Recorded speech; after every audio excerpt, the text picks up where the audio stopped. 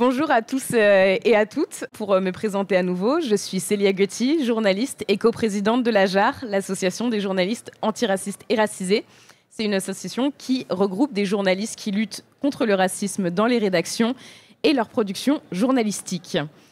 En tant que militante antiraciste, je suis très heureuse de vous présenter aujourd'hui cette table ronde intitulée « Sororité sans frontières, lutte collective ».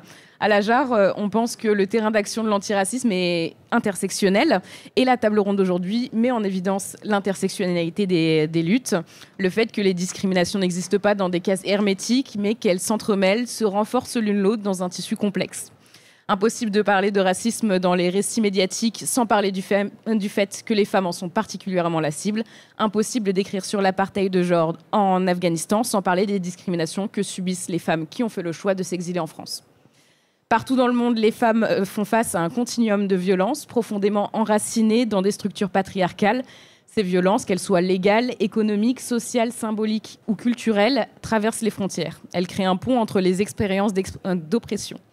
En Iran, en Afghanistan, elles se traduisent par des lois discriminatoires, des restrictions sur le corps, la parole, l'éducation, et par une répression féroce pour celles qui osent résister.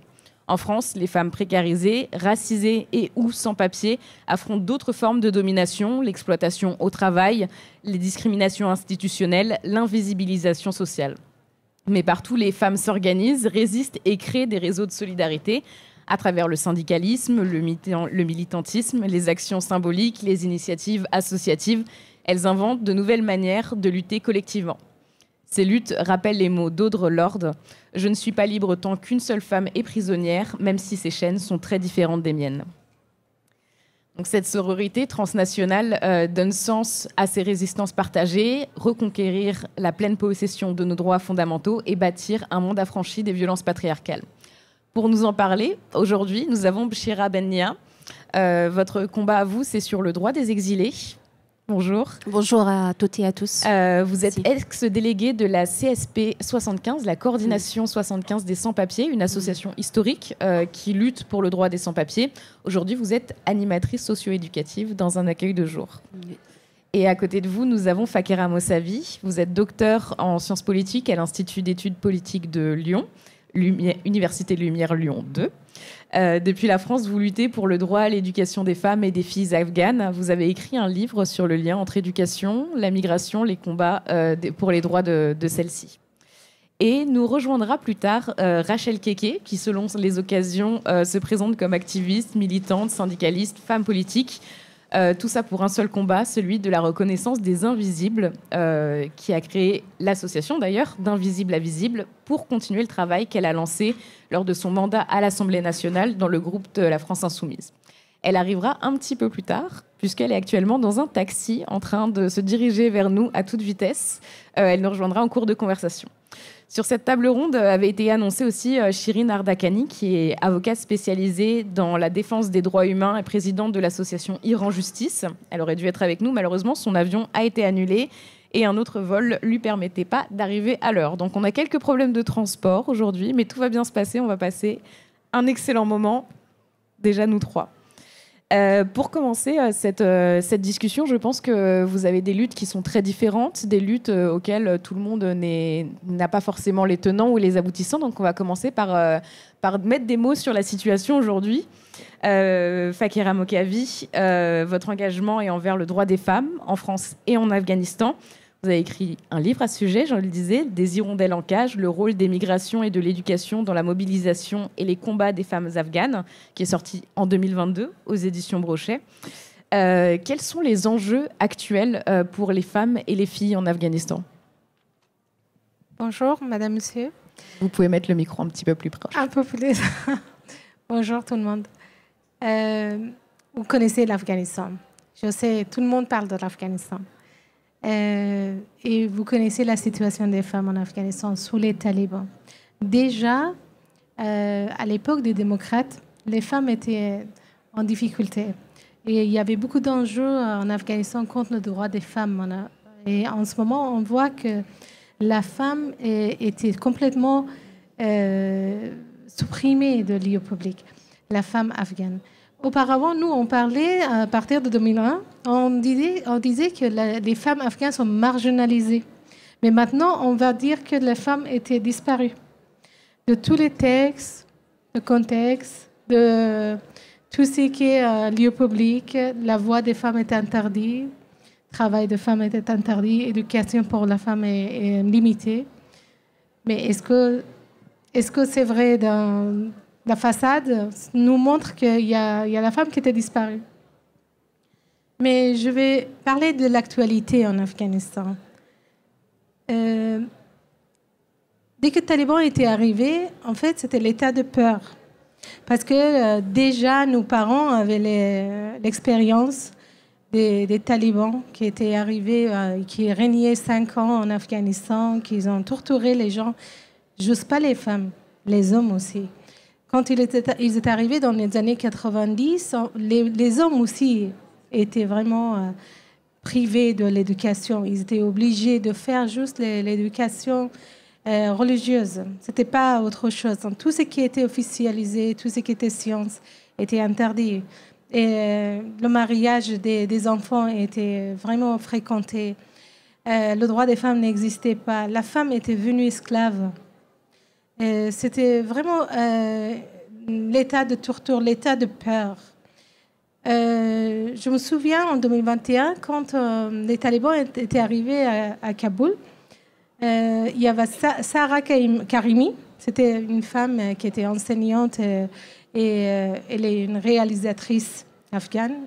Elle était chef de centre de cinéma ou association de cinéma, quelque chose en Afghanistan. Elle avait diffusé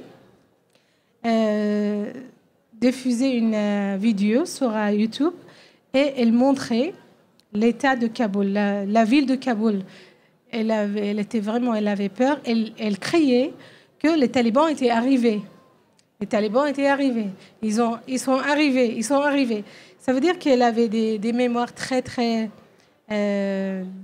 difficiles et dégradées des talibans. On a une image qui était vraiment une image pas très agréable. Et au départ, les talibans, ils ont dit que non, nous, on a changé parce que les porte-paroles, c'était des gens qui étaient vraiment cultivés, éduqués. Même, par exemple, si vous connaissez Abbas Stanekzai, le chef de bureau des talibans à Qatar, c'est quelqu'un qui a fait ses études aux États-Unis. Et c'est quelqu'un très cultivé, avec hautes études. Il a un doctorat en sciences politiques ou quelque chose comme ça, ou relations internationales.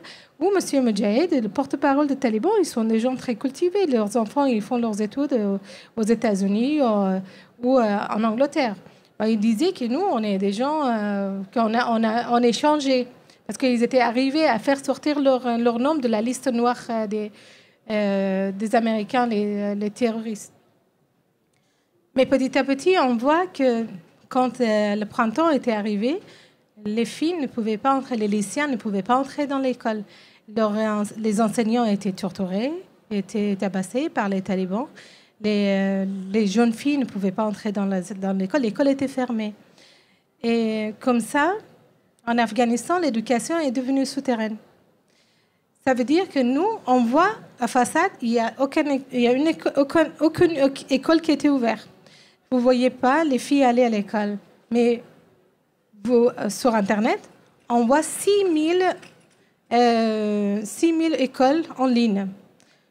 Ça poussait d'un coup.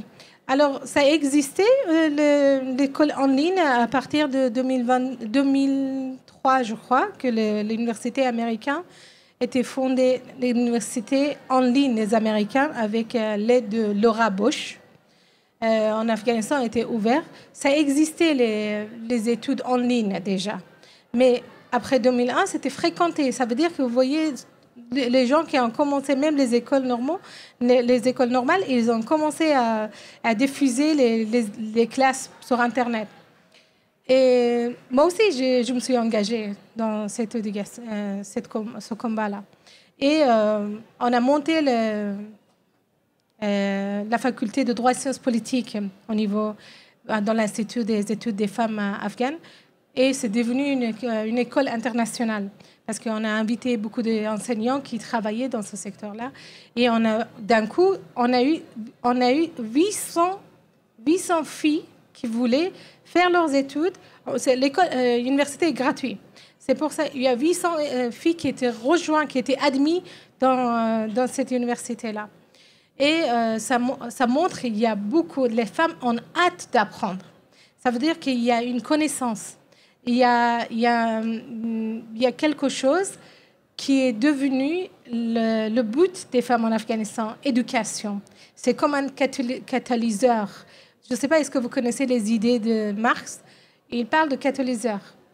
Catalyseur, dans chimie, en fait, c'est un goutte quand vous mettez dans un produit et ça change le produit.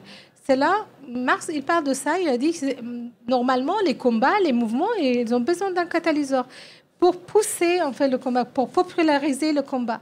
Et l'éducation est devenue un mouvement pour les femmes. En fait, c'est un but pour les femmes. Quand vous parlez avec les femmes, il y a beaucoup de femmes qui m'ont...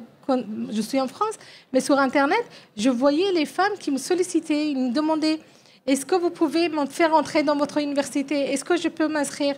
Mais par exemple, j'ai fait 10 ans de l'école. Par exemple, je suis en 3e, mais je n'ai pas pu, à cause des talibans, je n'ai pas pu terminer. Est-ce que c'est possible de nous faire, par exemple, 3 ans de lycée, qu'on puisse entrer dans l'université? Il y a eu beaucoup de demandes. Ça veut dire qu'en Afghanistan, vous voyez des femmes qui sont vraiment, elles adorent changer leur situation. Elles sont bien conscientes. Voilà, elles sont contre le mariage des enfants. Elles sont contre de violences. On voit, c'est vrai qu'en Afghanistan, comme par exemple, on a 35 millions de population, d'habitants, et ils ne sont pas très nombreux. Par exemple, à l'époque des démocrates, en Afghanistan, on avait 7 millions de filles qui faisaient leurs études. Et ce n'était pas, très agréable. Nous, on critiquait que pourquoi toutes les filles ne peuvent pas aller à l'école, parce qu'il y a des familles qui ne voulaient pas leurs filles aller à l'école. Mais d'un autre côté, on voit que les femmes sont vraiment impliquées dans leur combat. Ça a commencé. C'est quelque chose qui est vraiment, vraiment important. Et ça montre qu'il y a quelque chose qui va changer bientôt. À l'époque des démocrates en Afghanistan, au niveau économique aussi, les femmes étaient vraiment engagées parce qu'elles voulaient montrer leur capacité. Par exemple, à l'époque des démocrates en 2020, j'ai vu sur Banque mondiale qu'il y a 45 000 micro-entreprises qui étaient enregistrées par les filles, que les dirigeants sont des femmes. Les femmes qui sont engagées dans l'éducation, dans la production, surtout production des tapis, ou dans l'exportation, surtout exporter des alimentations en Iran ou en Inde, parce qu'il y avait un couloir économique entre l'Afghanistan et Inde qui était gratuit parfois, il y a un moment. Et je croyais qu'après chute des démocrates, ça va shooter ces statistiques. Mais je vois que ça a augmenté. Ça veut dire, quand vous voyez que les femmes, par exemple, elles ne sont pas dans l'école, elles sont dans leur atelier de... C'est un petit peu ma question suivante. Vous avez parlé de l'éducation qui est un levier de lutte important et qui est un levier de lutte qui est vraiment demandé et utilisé par les femmes et les filles afghanes. Est-ce qu'il y a d'autres stratégies de résistance que, par exemple, les écoles en ligne qui ont été mises en place? Est-ce qu'elles sont tout autour de l'éducation ou est-ce qu'il y en a d'autres qui touchent d'autres domaines? Oui, en fait, il y a des maisons qui sont devenues des écoles. L'école. Par exemple, il y a 4-5 maisons qui amènent les filles, qui invitent les filles dans leur... Par exemple, il y a une dame qui est comme... auparavant, on avait des maktab khana, où c'était une femme sage qui apprenait les autres femmes. Maintenant, c'est les femmes éduquées qui ont pris la place des sages. Et elles ont commencé à faire l'éducation. Par exemple, pour les filles, les crèches ou avoir une école est interdit, surtout dans le milieu rural. Mais on voit qu'il y a une femme volontaire, par exemple, dans un village, qui garde les enfants, qui apprend les enfants. Et elle diffuse sur Internet aussi. Et elles n'ont pas de peur. On dit que voilà, la fin, c'est le mort, quoi. Nous, on a perdu beaucoup de choses et c'est la fin, il n'y a pas de problème. Dans l'éducation, en fait, on voit que les femmes sont vraiment engagées plus les femmes que les hommes. Et dans le combat pour le droit, les femmes afghanes sont vraiment toutes seules. Vous avez déjà parlé de patriarcat en Afghanistan. Je vais parler qu'en Afghanistan, c'est un peu plus. Il faut parler de sultanisme. Je ne sais pas, est-ce que vous êtes familier avec ce mot-là? Sultanisme, c'est un mot sociologique qui a été abordé pour les pays comme l'Iran, l'Afghanistan. Ça veut dire qu'il y a le sultan qui décide pour tout le monde, pour la vie, pour la mort, pour les relations sexuelles, pour les relations normales, pour les relations privées, pour la religion. C'est le sultan qui décide. Et c'est là, sultanisme devenu une théorie pour ces deux pays-là. Mais j'aborde pour l'Afghanistan aussi. Il y a Oushang Sheban et Lena, ils ont travaillé en fait dans leur thèse dans les années 2000 sur le sultanisme, sur la question du sultanisme. Ça veut dire que le patriarcat, maintenant, on voit les parents, les pères. Auparavant, les pères ne souhaitaient pas que leurs filles fassent leurs études parce qu'ils disaient, voilà, c'est une fille, elle va marier, elle va partir. Mais maintenant, on voit que les hommes aussi, ils veulent que leur enfant féminin aille à l'école. Et comme ça, parfois, ils immigrent, ils quittent l'Afghanistan pour ça. Parce qu'ils disent, moi, j'ai 6 filles, j'ai 5 filles. Le lendemain, qu'est-ce qu'elles veulent faire, ces filles-là?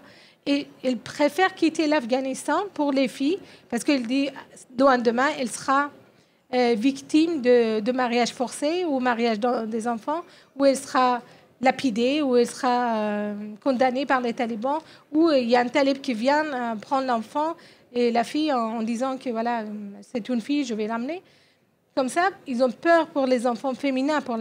En ce moment, on voit que vraiment il y a une inquiétude parmi les hommes. Mais dans les combats politiques, par exemple pour le droit, pour sortir de la maison et tout ça, les femmes sont vraiment toutes seules en Afghanistan. C'est totalement contraire par rapport de l'Iran. Chaque fois, je compare le cas d'Iran et l'Afghanistan parce que avant le mouvement de Jinnah, peut-être vous connaissez Jinnah, qui a été tué par la police de Mors à Téhéran. Si vous voyez, il y a les hommes qui sont partis. Ils sont quittés leur maison, ils sont venus dans la rue, ils ont défendu leurs sœurs, leurs mères, leurs proches. Mais en Afghanistan, après l'arrivée des talibans, les filles, quand elles ont sorti, qu'elles ont fait, en fait, ils sont mobilisés, elles sont manifestées dans la rue, elles étaient toutes seules. Les hommes, ils n'osaient pas les rejoindre parce qu'ils n'étaient pas d'accord. Ils disaient pendant 10 ans, 20 ans qu'il y avait l'État démocratique, les femmes, elles ont eu beaucoup de droits. Et ce n'est pas leur droit. Pourquoi nous, on est limités? Ça veut dire qu'en ce moment, en Afghanistan, il y a un des challenges, un des problèmes, c'est les hommes en Afghanistan. Les hommes, ils n'ont pas encore arrivé à ce point qu'une femme, éducation d'une femme est vraiment important. Mm-hmm. Une femme éduquée, c'est meilleur qu'une femme qui ne savent pas lire et écrire. Et voilà, c'est vraiment difficile. Mais on voit que les femmes, la jeune génération, elle s'appelle la génération Zen. Ou Z. Z. Voilà. Ils disent que nous, on est la génération Z. On veut changer nos parents. On est dans un combat. J'ai vu une jeune fille qui était Shabnam, qui était... J'avais, il y a un peu de moment, j'avais une conférence avec elle. Elle était footballeur en Afghanistan. Elle avait fondé une association ici en France. Elle a dit que j'ai convaincu mon père parce qu'il ne voulait pas. Il n'aimait pas mon combat. Il ne voulait pas que je entre dans la société. Et comme ça, cette génération, elle est arrivée, elle a entamé ses droits. En fait, elle a un goût différent que nous, parents, ma génération ou la génération de mes parents. Alors, eux, c'était différent. C'était dans les années 70. Nous, c'était dans les années 90. Et en ce moment, on voit dans les années 2000, les filles sont complètement changées. Une génération qui est arrivée, elle est pour l'éducation, elle est pour la liberté, elle est pour le droit. Elle veut s'exprimer dans la société, elle veut vivre dans la société.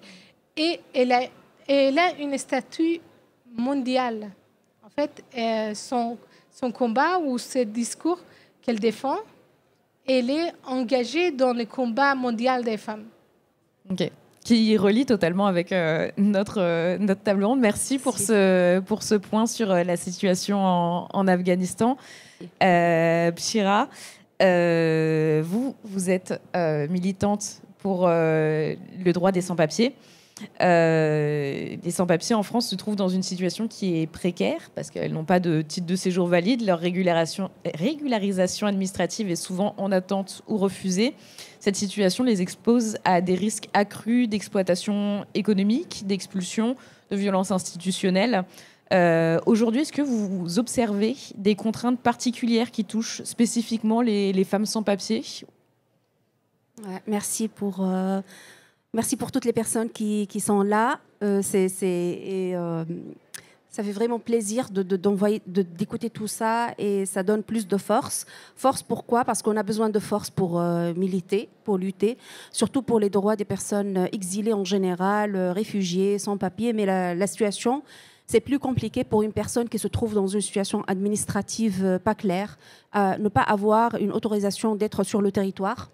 Peut-être on peut expliquer d'abord pourquoi la personne elle peut se trouver dans cette situation. Par exemple, des personnes qui ont demandé la protection internationale, mais on sait que 27% c'est tout des demandes de protection internationale aboutissent. La personne elle peut être déboutée, c'est-à-dire sans titre de séjour, c'est-à-dire sans papier. Une personne qui est venue dans le cadre des études, par exemple c'est mon cas, je préparais ma thèse, il peut y arriver quelque chose que la personne elle peut plus poursuivre ses études, elle se retrouve au jour de lendemain sans permis de séjour sur le territoire, alors c'est une personne sans papier.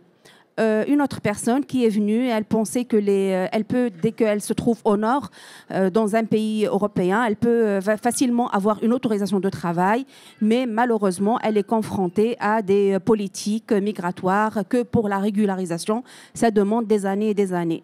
C'est un groupe de personnes sans papier, c'est-à-dire une personne qui n'a pas un titre de séjour pour exister sur le sol. On pense que les personnes sans papier, majoritairement, c'est des hommes. Non, il y a beaucoup de femmes. On ne les voit pas aussi. Mais comme 50% de l'immigration, c'est des femmes, aussi, même pour les sans-papiers, il y a beaucoup de femmes. Et peut-être 50%, c'est des femmes qui, pour répondre à votre question, qui vivent la précarité. On est autour de 46% voilà, pour les demandes. Voilà, merci. La précarité administrative, automatiquement, c'est la précarité économique. Automatiquement, c'est la violence, cette violence institutionnelle. Automatiquement, ça donne une violence patriarcale. Une femme sans papier qui peut vivre avec quelqu'un qui est... si une femme sans papier subit des violences conjugales, elle a peur même d'aller au commissariat porter plainte parce que pour elle, elle ne peut pas rentrer au commissariat. Ils vont lui demander. C'est faux, mais on pense comme ça. Et malheureusement, ce n'est pas visibilisé. Je fais partie d'une coordination des sans-papiers qui existe depuis plus de 20 ans et on voit chaque jour des témoignages. L'importance de ces collectifs des sans-papiers et malheureusement qu'il y a des personnes qui ont travaillé sur cette mobilisation commune depuis des années et des années. Mais heureusement qu'on a des collectifs. C'est plus en Île-de-France. Maintenant, on a un intercollectif des sans-papiers. En Île-de-France, il y a moins en région, toutes les régions en France, en Hexagone, mais il y a des villes aussi, il y a des collectifs, à Lyon par exemple, Grenoble, Marseille, Nice. Et dans ces collectifs, il y a la lutte pour avoir les papiers. La lutte pour avoir les papiers, tout simplement, c'est se mobiliser à la rue, être présent dans des mobilisations nationales avec des syndicats, avec les associations et tout, pour être visible. C'est la visibilisation de la situation. En vue d'avoir un interlocuteur dans les préfectures et même au ministère de l'Intérieur, être visible aussi, par exemple, s'il y a des lois de migration qui sont discutées, comme les derniers projets loi asile et immigration, dites loi Darmanin. À ce moment-là, les collectifs de sans-papiers, on s'est mobilisés avec l'intercollectif, avec des associations et tout, et on était présents dans beaucoup de discussions et tout, juste pour donner notre avis c'est quelque chose qui nous concerne. Aujourd'hui, nos mobilisations, elles tournent autour, parce que malheureusement, la situation, elle est de plus en plus dure. Depuis la loi Darmanin, on parle de régularisation des personnes sans papier dans le cadre des métiers en tension. C'est pas, on peut dire depuis la nouvelle loi et après avec le ministre Monsieur Retailleau qui est parti. Et là, on a cette période de transition, ces périodes qui sont pas claires, ils ont affecté beaucoup la régularisation des personnes sans papier parce que les lois sont plus claires, parce qu'il y a des transitions, parce qu'il y a des changements. Ce qu'on voit aujourd'hui, c'est le blocage des régularisations aujourd'hui, même des personnes qui ont un titre de séjour de pluriannuel, même des personnes qui ont une carte de résident, ils n'arrivent plus à renouveler leurs papiers. Il y a des démarches trop longues, il y a la dématérialisation qui bloque les régularisations. Et nous, notre combat aujourd'hui, vous m'avez posé la question, c'est là qu'on arrive à les questions, nos combats aujourd'hui, on a une prochaine date qui est le 18 décembre, c'est la journée internationale des droits des personnes exilées, la journée internationale des droits des migrants. Et pendant ce jour-là, on va dire qu'il n'y aura pas 18 décembre, ça sera un 18 décembre sans nous, c'est-à-dire sans les travailleurs sans papier. Pourquoi on parle des travailleurs sans papier? Parce que les sans-papiers, bien qu'ils n'ont pas le droit de travailler, on demande à un sans-papier pour être régularisé de déposer 24 fiches de paie. Du coup, même au plus niveau, on sait que les sans-papiers travaillent. Les sans-papiers produisent, les sans-papiers cotisent, les sans-papiers sont là. Et peut-être, Rachel Keke, vous pouvez parler plus que moi dans ça, c'est que s'il n'y a pas de femmes sans-papiers, il n'y aura pas des travailleurs, de travailleuses de chambre dans des hôtels. C'est les métiers les plus durs. S'il n'y a pas les femmes sans papier, il n'y aura pas aussi de personnes pour être auxiliaires de vie, pour s'occuper des personnes âgées, qu'il y a un métier très dur. S'il n'y a pas les personnes sans papier, il n'y aura pas beaucoup de plongeurs dans les restaurants. S'il n'y a pas les personnes sans papier, il y a des métiers durs, des métiers dits en tension, qui ne sont occupés que par une majorité des personnes exilées, y compris des personnes sans papier. Ça, c'est par ce moyen qu'on veut dire que si on n'est pas là, peut-être ça ne marche pas et on appelle à une grève générale des personnes migrantes de façon générale pour dire si ça sera 18 décembre sans nous, c'est-à-dire sans une force de travail qui a une grande place dans l'économie de la France de façon générale. Merci beaucoup. Rachel Keke, je pense qu'effectivement, je vais vous donner la parole. Merci de nous avoir rejoints. Je reprends ma question depuis le début. Vous êtes actuellement, vous avez commencé la lutte, la résistance avec l'emblématique lutte collective dans l'hôtel Ibis des Batignolles. Donc vous êtes engagé d'abord pour obtenir un 13e mois, puis la grève emblématique de 22 mois pour l'amélioration des conditions de travail. Aujourd'hui, vous êtes dans une association, vous avez créé une association d'invisibles à visibles pour mettre en lumière les travailleurs et les travailleuses des métiers pénibles, souvent oubliés, ignorés dans le débat public. En quelques mots, c'est quoi vos combats actuels pour améliorer les conditions de travail de ces personnes ? Déjà, bonsoir à toutes et à tous. Je m'excuse vraiment pour le retard. Je me suis un peu planqué, mais bon, je suis là. Je vais rebondir un peu sur ce qu'a dit la camarade tout à l'heure pour dire enfin, 18 décembre, bloquons, je ne peux pas dire bloquons tout, mais bloquons le pays, en fait. Parce que c'est vraiment grave, la situation des sans-papiers, c'est grave. Et de même ceux qui ont les papiers et qui n'arrivent même plus à se régulariser, qui redeviennent sans-papiers. Vous voyez, c'est grave. Il y a des gens qui perdent leur travail, qu'on naisse plus. Quand il y a du monde dehors, les gens se posent la question. Les gens pensent que c'est d'autres personnes qui viennent, mais c'est des gens qu'on naisse plus, qui ne savent pas où dormir, souvent qui se retrouvent dehors avec leurs enfants. Vous voyez. Donc, vraiment, je suis heureuse d'attendre ça, parce que depuis longtemps, on voulait ça. Il faut que les travailleurs qui travaillent dur, parce que c'est vrai, dans ces métiers en tension, restauration, bâtiment, c'est les sans-papiers qui font. Ils disent que les sans-papiers n'ont pas le droit de travailler, mais en réalité, ils travaillent. Donc, moi, j'appelle ça, ils les escroquent, ils les exploitent, ils font tout, parce qu'ils n'ont pas de défense, en fait. Et c'est des gens qui ont peur d'aller réclamer leurs droits. Mais moi, ce soir, j'ai dit, s'ils sont ici, s'ils m'écoutent, de ne pas avoir peur. Parce qu'ici, on ne peut pas piétiner tes droits. Mais pour avoir ta victoire, c'est la lutte, la rue. C'est comme ça, ça marche. Voilà. Nous, on l'a fait à l'hôtel Ibis Les Batignolles pendant 22 mois. Là-bas, aujourd'hui, il y a plus de 1 000 €, 800 €. Les gens sont payés à 1 800, 2 000 €. C'est le combat. Donc, c'est dans le but, comme je réponds maintenant à votre question, quand j'étais à l'Assemblée nationale, je voulais faire une commission d'enquête dans la sous-traitance. Parce que dans la sous-traitance, il y a beaucoup de maltraitance. Il y a du viol, il y a de l'esclavagisme, il y a beaucoup de choses qui ne vont pas. Mais par exemple, un hôtel, vous voyez comme ça, c'est dans les 4 murs. Quand tu vois l'hôtel, tu dis, ah, mais l'hôtel, c'est joli, 4 étoiles, 5 étoiles, les gens, ils viennent, ils dorment, c'est propre. Mais à l'intérieur, il y a la souffrance. Il y a beaucoup de choses qui ne vont pas. Donc, bon, malheureusement, après la dissolution, je n'ai pas été réélu. C'est comme ça que j'ai créé cette association qu'on appelle d'Invisible à Visible.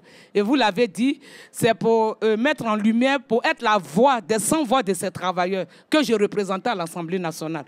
Donc, bon, ce qu'on fait, en fait, c'est on veut faire des luttes aussi. Bon, comme nous sommes une association, on n'est pas des syndicats, mais si on attend, par exemple, des salariés qui sont en grève, on peut aller en grève.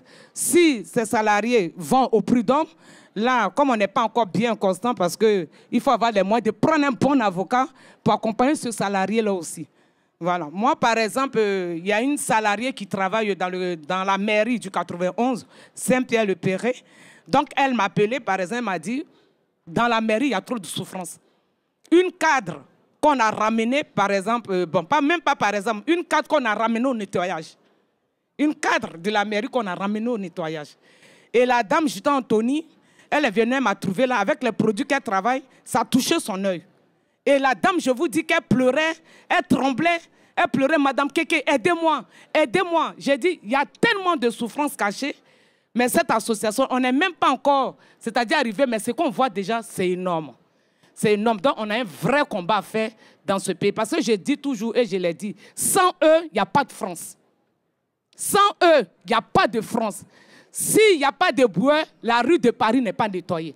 S'il n'y a pas de femmes de chambre, le groupe Accor n'aura pas des milliards de bénéfices. Parce que ces femmes-là nettoient derrière que les clients et les terroristes viennent, pardon, les touristes, pardon, viennent. On va mélanger tout, mon cher. Que les touristes viennent dormir. Donc vraiment, c'est un sujet, moi je dis souvent, n'ayez pas peur. Parce que ce que j'aime dans ce pays, c'est que quand on est en lutte, on a beaucoup de soutien. Les gens viennent, ils nous soutiennent. Donc voilà. Par contre, il y a une caractéristique des espaces de lutte, c'est qu'ils sont très genrés, tout simplement. Par exemple, vous, Béchira, dans le collectif des sans-papiers, vous étiez représentant de ce collectif, mais la seule femme à l'avoir fait. Et il n'y a pas beaucoup de femmes dans ce collectif. Comment on prend la parole quand on est dans un espace aussi patriarcal ? Merci pour la question. Tant que c'est des collectifs de personnes exilées, ça reproduit forcément des catégorisations qui se trouvent dans les pays d'origine. Par exemple, moi, je suis tunisienne. On sait que les femmes en Tunisie, pour prendre la parole, c'est toujours les hommes qui donnent la parole à la femme. C'est pas la femme qui vient pour... voilà, même malheureusement, les lois pro-femmes dans mon pays, c'était le premier président qui a donné ces droits-là. Ce n'étaient pas des lois, des droits qui étaient arrachés. Dans les collectifs des personnes sans papier, par exemple, on se trouve parler, mais surtout des choses qui intéressent les femmes. Par exemple, prendre la parole lors de 8 mars, prendre la parole le 25 novembre, c'est bientôt journée des violences faites contre les femmes. Être une femme dans un collectif de majorité homme, prendre la place, c'est surtout autant que femme, prendre la place pour parler de tout le monde dans des collectifs qui reproduisent des représentations patriarcales, c'est assez difficile. Et je crois que ça reflète la réalité dans les pays d'origine. Mais aussi les femmes ont besoin de parler. Peut-être les femmes aussi ont besoin de créer leur propre collectif parce que les collectifs des femmes, elles portent les problématiques qui intéressent les femmes vraiment. Et les problématiques qui intéressent les femmes et les violences subies par les femmes, ce n'est pas forcément ceux qui sont subis par tout le monde. C'est plus spécifique et surtout quand il s'agit des femmes sans papier. De plus en plus, ça fait, comme on dit, l'intersectionnalisme, c'est-à-dire tu es sans papier, tu es femme, tu es arabe ou noir, tu n'as pas les bons papiers. Ça fait beaucoup, beaucoup de violence. Et là, ce n'est pas les hommes qui vont parler à nos places. Il faut que nous parlons de ça toutes seules. Il faut que les femmes se mobilisent. Malheureusement aussi, le nombre des hommes qui se mobilisent, même dans la CSP 75, on les voit dans les collectifs, il y a plus d'hommes. Voilà, parce qu'il y a beaucoup de contraintes. La femme, c'est la maman. La femme, voilà, c'est... Pour une famille, c'est l'homme qui sort pour se mobiliser plus que les femmes. Mais j'ai vu que pendant les années 70, il y avait des collectifs des femmes sans papier et qu'elles ont arrivé à arracher des droits. Aujourd'hui, on ne voit pas des femmes racisées qui se mobilisent dans le cadre des collectifs ou des associations que pour les femmes. Et même si on se trouve dans des cadres collectifs féministes et tout, ça ne serait pas les mêmes problématiques parce que c'est des problématiques des féministes françaises ou européennes. Ce n'est pas les mêmes problématiques que des femmes qui subissent du racisme voilà, et qui subissent des problématiques bien précises. Mais je dis encore, il faut se mobiliser, on arrache la place. Il n'y a personne qui peut nous donner notre place. Et là, c'est un appel pour les femmes sans papier, pour les femmes racisées. Criez vos collectifs, mobilisez-vous. Il n'y aura personne qui viendra vous donner vos droits. Et c'est sûr qu'on a des problématiques qui nous touchent. On a des problématiques qui sont propres à nous. Et le travail, et dans la famille, et dans la rue, et partout. Et il faut se mobiliser. La question du voile, la question de voilà, il y a beaucoup de problématiques. Les enfants dans l'école aussi, les enfants racisés, ils parlent ça que à leur maman. Du coup, la maman, la femme exilée, elle a beaucoup de choses à dire. Elle doit se mobiliser. Et les collectifs, oui, les collectifs, ils sont là pour des droits administratifs et tout. Mais les problématiques qui touchent les femmes racisées particulièrement, il faut que les femmes se mobilisent. Ouais. Donc, il faut que les femmes se mobilisent ici. Par contre, en Afghanistan, il n'y a pas ces espaces que les femmes... Enfin, il n'y a pas. Dans l'espace public, on ne peut pas se dire « Ok, je vais prendre cet espace » parce qu'il y a des répercussions qui vont avec. C'est moins simple de prendre la place pour lutter pour ses droits. Comment on fait alors quand on ne peut pas aller forcément sur la place publique sans répercussions et si jamais on doit quitter le pays, comment on continue la lutte à l'extérieur des frontières de l'Afghanistan ? Moi, je vois qu'il y a beaucoup de femmes étrangères aussi qui aident les femmes en Afghanistan. Même en France, je connais pas mal des femmes françaises qui ont essayé de financer les écoles en ligne des femmes, comme, je ne sais pas, est-ce que vous connaissez Carole Mann? Elle est vraiment impliquée dans cette condition-là. Elle-même, en fait, elle finance l'éducation des jeunes filles dans des petites maisons. Qui était en fait créé par les voisins et entre les voisins. Et je vois par exemple beaucoup des femmes qui sont à l'extérieur de l'Afghanistan, aux États-Unis ou en Europe, en Allemagne. Même les femmes afghanes, les femmes même de pays occidentaux qui sont vraiment engagées dans ces combats-là. Et surtout que les femmes afghanes apprennent des nouveaux enseignements, des nouvelles méthodes de combat, surtout sur Internet, quand qu'elles travaillent, quand elles s'expriment. Je vois les femmes youtubeurs à Kaboul, qu'elles ont fondé leur chaîne en Afghanistan. En fait, elles marchent dans les rues de Kaboul ou dans plusieurs régions, et elles parlent avec les gens et elles montrent la situation.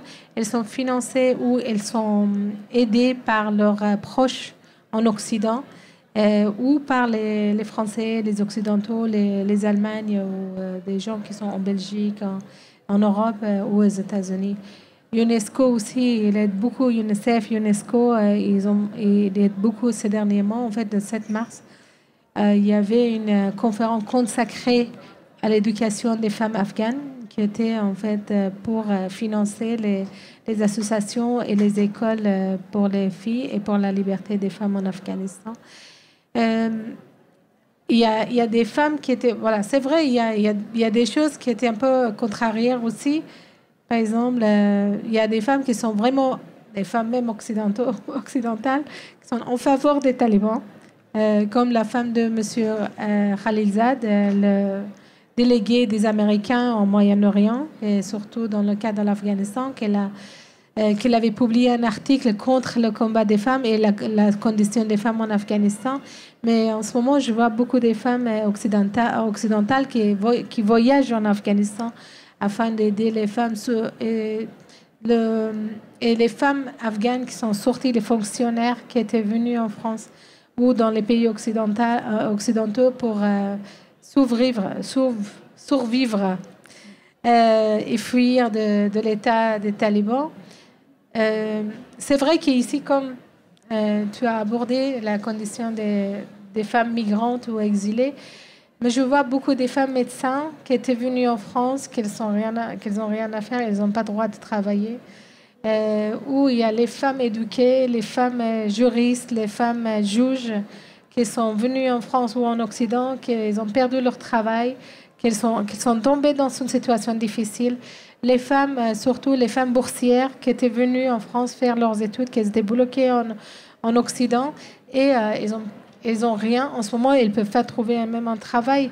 C'est vraiment la condition. En Occident, parfois, c'est vraiment difficile, surtout pour les femmes cultivées ou les femmes universitaires. Elles n'arrivent pas à trouver un travail, elles n'arrivent pas s'intégrer dans la société occidentale. C'est vraiment difficile. Ce n'est pas juste en France. En Allemagne aussi, ça se passe comme ça. Aux États-Unis aussi. Elles perdent leur place. Par exemple, si une femme éduquée, par exemple, au niveau de doctorat, elle vit, par exemple, en Afghanistan, elle aura une place importante dans son pays, en Afghanistan où elle est originaire. On voit qu'en Occident, elle n'a pas de place. En fait, il n'y a pas d'association qui les aide.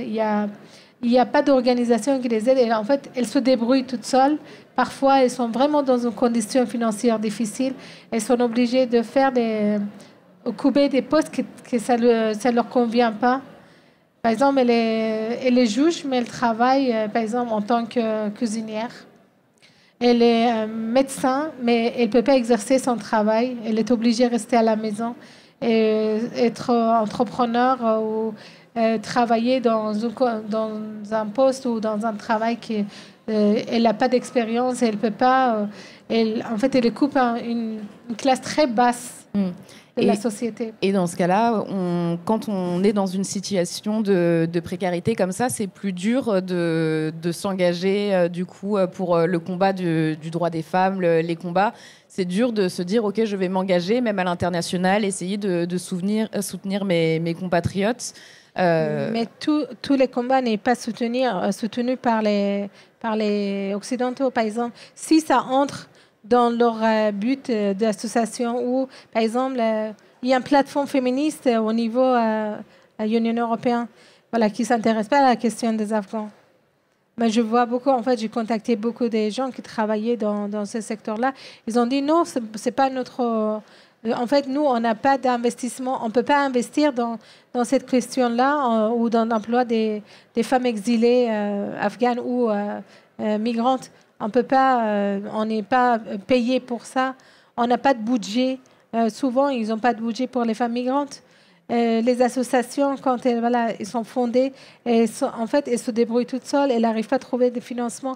Je connais pas mal des femmes syriennes ou irakiennes qui étaient venues en fait à Lyon. Moi, je suis à Lyon. Je connais en fait, je l'ai connues dans les conférences et quand il s'exprimait dans les tables rondes, on voit qu'elle se débrouille toute seule avec l'argent de poche, où elle travaille à côté, elle essaie d'aider leurs amis ou les autres femmes qui étaient venues en France sans ressources, sans finances, quoi.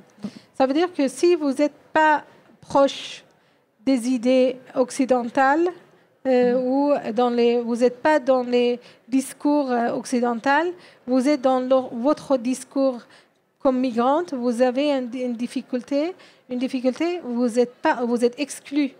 Vous êtes marginalisé, vous vous débrouillez vous-même. Vous êtes venu, est-ce que vous êtes migrante économique ou vous êtes politique, vous êtes social? Pourquoi vous êtes arrivé en France? Pourquoi vous avez choisi? Pourquoi vous êtes venu ici? Restez débrouillés, voilà, comme vous voulez.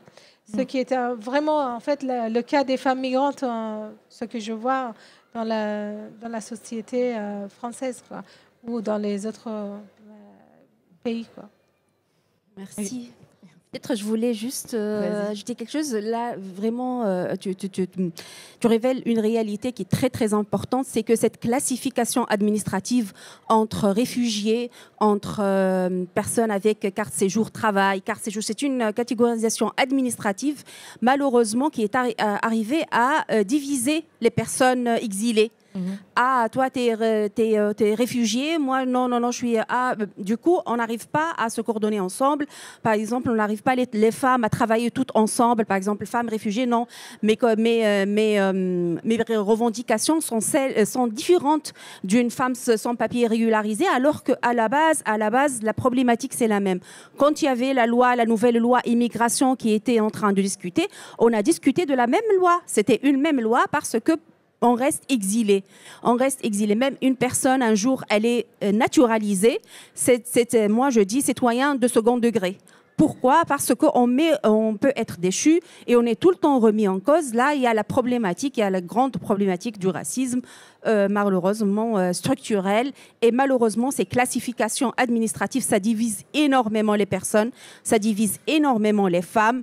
Et on a besoin d'être toutes reliées parce que la réalité, c'est la même. Là, par exemple, on parle de la même chose. Moi, je suis migrante économique. Si on revient à la classification administrative des préfectures, toi, tu es réfugié, mais là, on parle de la même chose. Tout à l'heure, tu parlais de la déclassement des personnes qui ont eu la chance d'être à l'école, à l'université, d'avoir des diplômes. Quand la personne arrive en Europe, c'est vrai, elles sont un déclassement parce qu'il n'y a pas les mêmes liens sociaux, parce qu'elles ne trouvent pas la place qu'elles avaient avant, parce qu'il y a, comme tu disais tout à l'heure, tu me disais, à zéro, on commence à zéro. Et tout ça, ce n'est pas visible, ça fait de la souffrance, ça fait une charge mentale, ça fait une charge de... Et tout ça, on doit d'abord parler de ça, identifier ça. Les violences, ce n'est pas les violences qu'on subit, les violences, c'est de tout. Et si on veut se pencher sur les conditions des femmes exilées et réfugiées et sans papier, on doit penser à tout ça, à toutes ces formes de violence.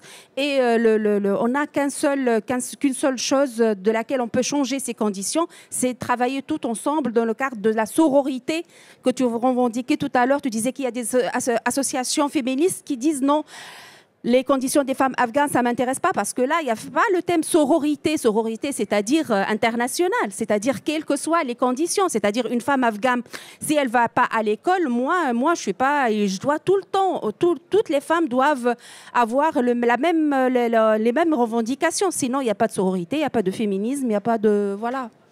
C'est ce qu'on appelle à ça, ouais, voilà. C'est ça. Sororité. On a pris un peu de retard sur le commencement, sur tout, donc je pense qu'on n'aura pas le temps pour les questions. Moi, je vais vous en poser chacune une dernière à propos de vos territoires de lutte, en commençant par vous, Rachel Keke. Comme vous dites, dans l'association Invisible à Visible, vous apportez du soutien légal, vous aimeriez apporter du soutien légal, mais vous êtes aussi engagé auprès de populations qui n'ont pas forcément des codes syndicaux, des codes politiques. Je suppose que Invisible à Visible, c'est le moyen d'apprendre à ces personnes à défendre leurs droits. Est-ce que ça a du sens de transmettre les codes de la lutte, qu'on va dire traditionnelle, que vous avez appris depuis le début de votre engagement? Est-ce que c'est utile de transmettre la culture de la grève, de la médiatisation, ou est-ce que le but, c'est de trouver des nouveaux moyens de lutter ensemble? Mais tout va ensemble, en fait. L'association d'Invisible à Visible aussi permettra de connaître les droits, parce qu'il y a beaucoup de travailleurs qui ne connaissent pas leurs droits. Les amener à connaître leurs droits, à lutter. Et comme on a parlé des femmes qui ne prennent pas la parole, le jour que j'ai fait le Parlement des travailleurs le 25 octobre, il y a une dame qui est arrivée. Je lui dis, mais viens, tu peux? Elle me dit, non, je ne sais pas parler, j'ai peur. Et moi, je lui dis, non, Le but de cette association, c'est de donner la parole à ces femmes qui ne parlent pas, qui souffrent dans leur lieu de travail et qui n'arrivent pas à s'exprimer, qui ont peur. Souvent, du fait même de ne pas savoir parler, elles sont obligées de pleurer. Nous, on a vu ça à l'hôtel. Donc, ça va avec. Et puis, surtout aussi, dire à ces femmes, ce n'est pas parce que tu es femme de ménage que tu ne peux pas faire de la politique. Voilà, il faut s'intéresser à la politique. Parce que quand tu t'intéresses aussi à la politique, tu vois un peu ce que l'État décide de nos vies. Parce que tout se passe à l'Assemblée nationale. Si aujourd'hui on dit il faut que on augmente le salaire, si on dit aujourd'hui il faut que la vie des travailleurs change, c'est là-bas que ça se passe. C'est des lois qui se passent et ça. Mais si ça ne t'intéresse pas, c'est-à-dire tu fais travail maison, et rien ne t'intéresse, bah, c'est-à-dire que tu ne connais pas. Tu vas entendre, les gens vont te parler. Tu vas dire, ah d'accord, j'ai entendu, mais est-ce que tu as vu? Parce que nous, on aime dire, telle personne a dit, mais est-ce que tu as vu? Je n'ai pas vu, je n'ai pas entendu. Donc, c'est mieux de suivre. Et puis, ce que vous avez dit, c'est-à-dire la lutte collective, c'est très important. Moi, je pense que les mêmes problèmes, là, c'est la même chose. Tous vont ensemble. Des salariés qui travaillent, qui sont mal payés, qui n'ont pas les papiers, des femmes à gauche, on ne peut pas, les antennes ne peuvent pas prendre. Tout va ensemble. Donc, c'est de mieux, je ne sais pas, il faut qu'un jour, on fasse comme ça une grande réunion avec toutes les associations de France et comme les sujets sont ensemble, pour qu'on puisse voir qu'est-ce qu'on peut faire ensemble. Qu'est-ce qu'on peut faire? Parce que moi, je pense que dans ce pays, quand il y a un problème, qu'on se mobilise, ça devient débat sur les plateaux télé et ça devient débat dans la politique. Mais si on ne se mobilise pas, si par exemple on dit, il y a des sans-papiers tous les vendredis qui sont à la place de la République. Moi, j'étais là-bas hier, tous les vendredis. Mais quand les poquets, ils sont 30, ils ne sont pas assez souvent, ils sont 100, souvent 150. Mais si on fait un truc ensemble et que toutes ces associations viennent, on appelle, on fait des vidéos, on appelle à la mobilisation. Moi, je vois pour la Palestine. Pour la Palestine, quand ça on dit tel jour, il y a la manifestation pour la Palestine, mais la place de la République, il y a du monde. Il y a trop de monde. Les gens, ils viennent, ils soutiennent. C'est pour ça qu'il dit ce pays-là, quand tu appelles à une vraie mobilisation, les gens sont là. Les gens sortent, ils soutiennent. Donc moi, je pense qu'il est temps que, vraiment, il faut qu'on travaille ensemble parce qu'il y a beaucoup de souffrance. Moi, je dis il y a beaucoup de souffrance. Surtout les gens qui n'ont pas de papier. Même si tu as les papiers, il y a trop de souffrance. Avec l'extrême droite qui monte à longueur de journée, ça nous tape dessus. Est-ce qu'on va laisser faire? Ou bien on attend, par exemple, ils viennent au pouvoir et puis on subit, on va faire comment? Les enfants souffrent, les jeunes, ils n'ont plus d'université, ils n'ont pas de stage, ils n'ont pas de travail, ils n'ont rien, les enfants, ils deviennent quoi? Des drogués, demain on va leur dire c'est des racailles. Qu'est-ce qu'on fait déjà pour nos enfants et pour nous-mêmes? Donc moi, je pense qu'il faut qu'on pense à ça pour qu'on puisse mettre des choses en place, parce que c'est important. Et la seule chose que je sais, la lutte, elle paye. La lutte dérange et elle impose le respect. Moi, c'est tout ce que je sais. Voilà. Donc j'espère que tout le monde est d'accord avec moi. Et le 18 décembre, on attend tout le monde. Béchira, à travers le collectif Sans Papiers 75, vous avez participé à l'organisation de la Marche des Solidarités, où vous avez pu rencontrer différentes organisations. Ça a été un moment où vous me racontiez, où vous vous êtes rendu compte de l'importance de travailler ensemble, de justement créer des liens entre les différentes luttes, entre les différentes causes. Oui, c'était dans le cadre de la Marche des Sans-Papiers de 2020. Où les sans-papiers, les collectifs de sans-papiers, on a marché partout dans l'Hexagone. Il y avait des axes sud, des axes de Lille, on a marché de Strasbourg. Moi, j'ai fait l'axe Strasbourg-Paris. C'était pour visibiliser la lutte des sans-papiers, dire que c'était le moment de la pandémie et dire qu'il y a des personnes qui sont là, qui étaient en première ligne pendant la pandémie. Les personnes exilées ont travaillé, c'était les essentiels. À ce moment-là, on a parlé des gens essentiels qui étaient là et qui étaient aux premières lignes pendant la pandémie, et on appelait à la régularisation, comme c'était passé dans d'autres pays européens. Et malheureusement, on est arrivé le 17 octobre on voulait marcher vers l'Élysée. On s'était arrêté à mi-route parce qu'on n'est pas arrivé à l'Élysée. Et notre demande, c'était la régularisation de toutes les personnes sans papier. Ça n'a pas abouti, mais ça a beaucoup enrichi le grand cadre de la lutte. C'était la marche des solidarités. Il y avait beaucoup de collectifs des sans-papiers qui étaient créés, presque une vingtaine de collectifs dans tout l'Hexagone. C'était des moments très, très riches dans lesquels il y avait les discussions entre les alliés et les personnes concernées. Moi, c'est à ce moment-là que j'ai rejoint la lutte et j'ai appris beaucoup de choses. C'est à ce moment-là que j'ai pris la parole pour la première fois. C'est la première fois que j'ai côtoyé des personnes qui sont dans la lutte, par exemple Anzouman Sissoko, Drami, des personnes, ça fait 20 ans qu'ils sont là, depuis la lutte de Saint-Bernard qu'ils sont là, ils continuent d'être là. Et c'était le moment de transmission, et c'était des moments très importants de transmission. C'était dans des discussions même informelles, on te dit c'est important d'être visible. Ce que tu disais, Rachel, tout à l'heure, c'est très important. Il y aura personne qui viendra taper à notre porte et nous dire voilà, il y a des droits. C'est la rue qui visibilise et la rue qui crée de la personne, une personne qui peut avoir des interlocuteurs dans les lieux de décision. C'est par là que les anciens collectifs, ils ont eu quelque chose. C'est grâce à la marche de 1980 qu'il y avait la création de la carte de résident, qu'aujourd'hui, elle est remise en cause. Aujourd'hui, c'est pas facile d'avoir la carte de 10 ans. Aujourd'hui, c'est très important de souligner ça. Aujourd'hui, une personne exilée, c'est très dur d'avoir une carte de résident, même si elle a 20 ans sur le territoire. Et ça crée une personne qui est facilement exploitable. Une personne qui est tout le temps dans la précarité administrative, c'est un travailleur qui a peur de perdre son emploi, c'est un salarié que le patron peut l'exploiter facilement. Derrière tout, il y a l'enjeu économique, il y a l'enjeu de l'exploitation et il y a, voilà, j'ai dérivé, pardon, je reviens tout le temps à cette question de travail parce que c'est important et c'est pour ça le 18 décembre, on appelle à la grève parce que c'est la clé, c'est la clé, c'est la clé. C'est où le 18 décembre? Le 18 décembre, ça sera, on appelle la marche de solidarité, appel à la grande marche. Normalement, la place de la République, mais on appelle à une journée, ce qui est important, on appelle à la grève générale. Une journée sans nous. Et une journée sans nous, ça va toucher, et sans nous et sans les alliés. Là, on revient à la question des alliés. Oui, il y a 600 000 personnes sans papier en France, mais aussi il y a les alliés qui sont nous. Les alliés qu'on a connus dans le cadre de la marche de solidarité. Il y avait avec nous Solidaire, le syndicat Solidaire. Avec nous, il y avait l'association Le Fasti. Il y avait des associations solidaires avec les personnes exilées.